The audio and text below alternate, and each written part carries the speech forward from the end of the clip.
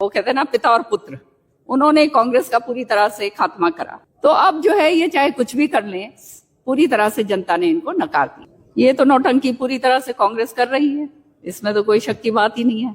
मेरी मुलाकात चौटाला साहब के साथ सबसे पहले 2004 में हुई, जब मैं राज्यसभा की नुमाइंदा बन के आई, और उस समय जो है बहुत अच्छी तरह से मेरी उनसे बातचीत हुई। सारी पहली बार जो थी वो ये बात और है कि उस समय जो है चौटाला साहब के जो कैंडिडेट थे वो जीत के निकले, लेकिन जो बातचीत हमारी हुई और उसके बाद भी हमेशा से मैं बीच में भी आई यहाँ पर, बहुत अच्छी तरह से और बहुत प्यार से सारी बातें करा करते थे, समझाया करते थे।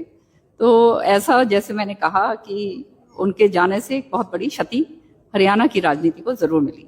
संसद में जिस तरह का गतिरोध देखने को मिल रहा है, उसको आप किस नजरिए से देखते हैं? ये तो नौटंकी पूरी तरह से कांग्रेस कर रही है, इसमें तो कोई शक की बात ही नहीं है। आज ये अंबेडकर जी का नाम लेकर अपनी जेब मिटाने के चक्कर में है। सच्चाई ये है कि जो इन्होंने करा हुआ है, पहले तो पार्लियामेंट के चुनाव से पहले जो है से इन्होंने शुरू करा, प्रीति लेकर हाथ में उठाकर संविधान बदला जाएगा, संविधान बदला जाएगा। सबको पता चल गया ये सब झूठ है पूरी तरह से। संविधान तो बदलने की बात छोड़िए, अगर संविधान को किसी ने क्षति पहुंचाई है आर्टिकल 356 को, तो सबसे ज्यादा 87 टाइम्स पे जो है वो कांग्रेस ने पहुंचाई है।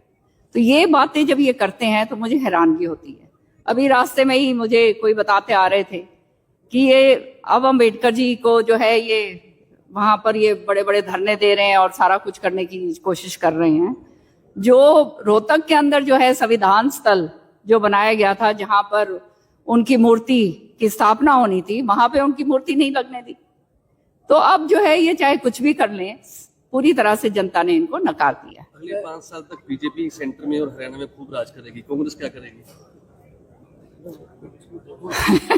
ये तो आप देख ही रहे हैं, इनके तो हाल बुरे इसलिए हो रहे हैं क्योंकि एक जो है वो कहते हैं ना, पिता और पुत्र, उन्होंने कांग्रेस का पूरी तरह से खात्मा करा।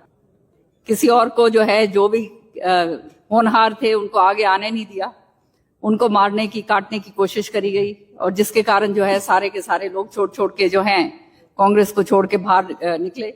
और ये खुद भी जो है लोगों ने इनको पूरी तरह से नकार दिया। ये बात इनको समझ नहीं आई, और आज भी नेता प्रतिपक्ष जो है नहीं इनका चुना गया है।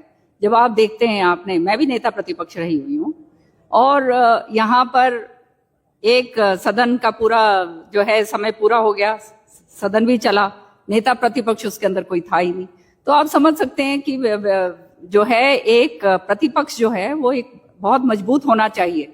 लेकिन सच्चाई ये है, यहाँ पर ये इतनी बुरी तरह से जो है भ्रष्टाचार के अंदर, क्षेत्रवाद के अंदर डूबे हुए हैं कि लोगों ने इनको पूरी तरह से, इनको अच्छी तरह से समझ लिया।